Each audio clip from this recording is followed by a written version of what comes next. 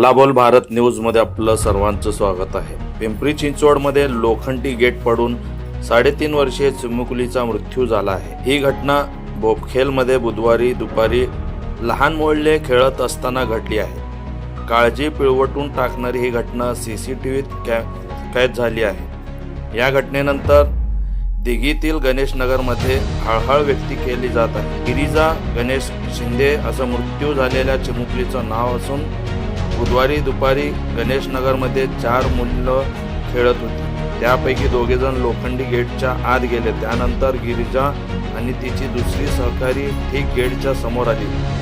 तेव्हा दुसरा मुलगा गेट ओढत असताना ते शेकडो किलोचे गेट चिमुकलीच्या अंगावर पडलं। गेट खाली दबल्या गेल्याने चिमुकली गंभीररित्या जखमी झाली। तिचा उपचारापूर्वीच मृत्यू झाल्याचं डॉक्टरांनी सांगितलं। या घटनेमुळे शिंदे कुटुंबियावर दुःखाचा डोंगर कोसळला आहे। गेट नादुरुस्त असल्याची माहिती शेजारी राहणाऱ्याने बिल्डिंगच्या मालकाला माहीत होती, अशी माहिती पोलिसांनी दिली आहे।